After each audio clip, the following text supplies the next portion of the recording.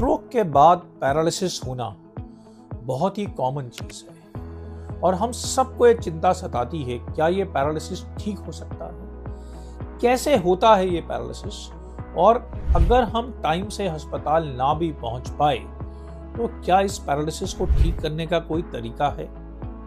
आइए समझते हैं स्ट्रोक के बाद आखिर ब्रेन में होता क्या है।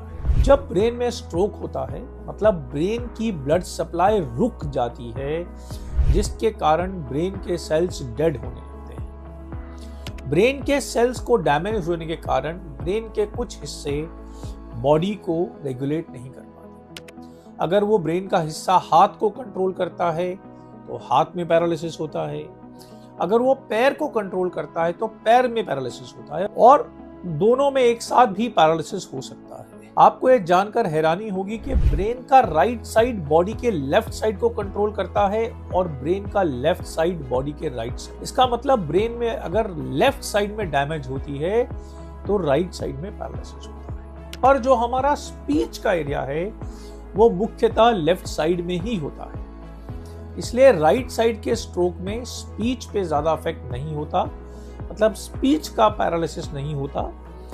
पर लेफ्ट साइड के ब्रेन में स्पीच का भी खासा नुकसान होता है और बोलने में काफी दिक्कत होती है। पर क्या यह पैरालिसिस ठीक हो सकता है? अगर होता है तो कैसे, आइए समझते हैं। ब्रेन में 86 बिलियन न्यूरॉन्स हैं और 1 क्वाड्रिलियन सिनैप्सेस। जब ब्रेन में डैमेज होती है तो इसमें से कई मिलियन न्यूरॉन्स और कई ट्रिलियन सिनैप्सेस नष्ट हो जाते हैं। पर ब्रेन में बहुत सारा रिजर्व है, बहुत सारे ऐसे सेल्स हैं जो हर वक्त काम नहीं कर रहे होते। जब ब्रेन में डैमेज होती है तो ये जो सेल्स हैं जो आसपास हैं पर वो अपनी पूरी क्षमता पर काम नहीं कर रहे, वो अपनी क्षमता को बढ़ाते हैं और नए काम को करना चालू करते हैं, जिसे हम न्यूरोप्लास्टिसिटी बोलते हैं। मतलब ब्रेन के बचे हुए सेल्स अपना फंक्शन बदलकर नए फंक्शंस एक्वायर करते हैं और नए सिनैप्सेस या कनेक्शंस बनाते हैं जो स्ट्रोक से टूटे हुए ब्रेन से बॉडी तक के चैनल्स को वापस जोड़ देते हैं।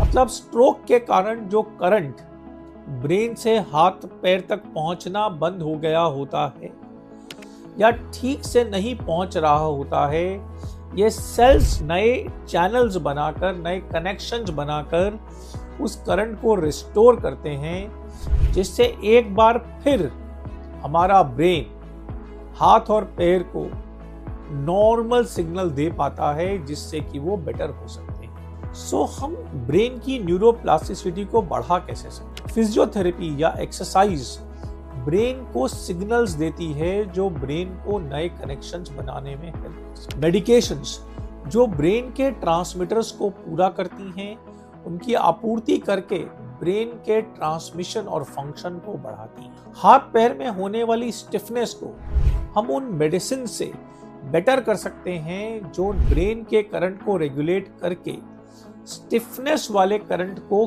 कम करती हैं। कभी कभी हम बोटॉक्स लगाकर भी इस स्टिफनेस को दूर कर सकते हैं। इसका यह मतलब है नेचुरल न्यूरोप्लास्टिसिटी को हम रिहैबिलिटेशन और न्यूरो मेडिकेशन से एक्टिवेट कर पैरालिसिस को ठीक कर सकते हैं। हमारे एक्सपीरियंस में इस पैरालिसिस को ठीक होने का कोई टाइम नहीं है। एप्रोप्रिएट दवाई, एक्सरसाइज और रिहैबिलिटेशन से हमने 6-6 महीने, 1-1 साल स्ट्रोक के बाद भी ठीक से इलाज करने से पैरालिसिस को ठीक होते हुए देखा है। इसलिए अगर आपको स्ट्रोक के कारण बॉडी में पैरालिसिस हुआ है तो हताश मत होइए। Physiotherapy, proper neuro rehabilitation, neuro medication का रास्ता अपनाइए और जो न्यूरोलॉजिस्ट न्यूरो रिहैबिलिटेशन में एक्सपर्ट हैं उनसे मिलिए ताकि आपके पैरालिसिस को ठीक करने की कोशिश की जा सके।